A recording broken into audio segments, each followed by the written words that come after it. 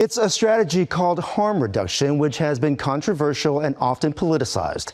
Since 2020, LA County has invested more than $25 million in the program, which includes the use and distribution of naloxone. CBS News California Investigates decided to look into how one harm reduction tool is working. In January, body cam video gives an up-close look of LAPD officer Jonathan Melendez and his partner answering a call for a man lying on the road in Hollywood.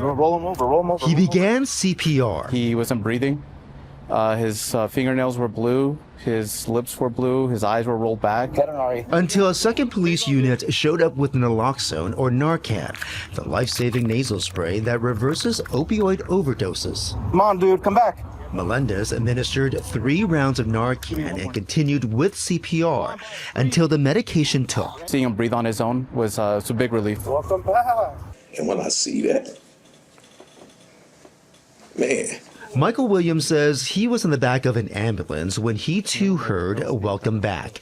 In November of 2024, he overdosed on a combination of crack and fentanyl. He says he got a second chance at life thanks to a combination of Narcan and CPR, just like the man in this video. He was given another life. I was given another life. CBS News California Investigates obtained LA Fire Department data that shows of the more than 25,000 patients who received Narcan doses since 2022, more than 24,000 survived their overdose. That's 96%. The LA County Department of Public Health says 2024 saw the most significant drop in overdose deaths in LA County history, including a 37% decrease in fentanyl-related cases. Narcan reverses an overdose almost instantaneously. And it has been shown over and over and over again. The California Department of Healthcare Services says the leading source of reported naloxone reversals are harm reduction programs followed by county health agencies, then law enforcement.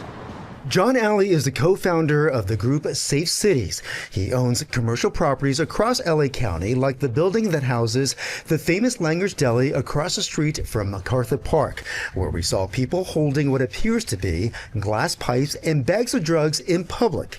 The Department of Public Health confirms Narcan and generic brands of naloxone are distributed as part of a harm reduction program here. Why are you against the free distribution of Narcan? Because it's enabling and encouraging people to come to this specific park and other parks and have the Narcan, but also continue to stay here day and night using meth and fentanyl.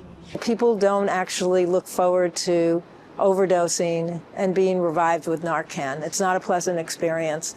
So I don't think that's a driving force. There you go, breathe. Breathe, breathe, breathe. Officer Melendez's boss says Narcan isn't always enough, especially when a patient doesn't have a pulse. If you watch the video, you can see him, he's giving sternum rubs, trying to keep the guy conscious and talking to him through the whole thing, trying to keep him with him. And you can hear him saying, "Stay with me, stay with me." It was right here. Michael Williams got to see the effects of Narcan coupled with CPR a few weeks after he was admitted into the Los Angeles Mission's recovery program. Another man overdosed in the dorms and his life was saved because of Narcan being taped to the bunk beds. And they're really easy to find. Right, they're really easy to find.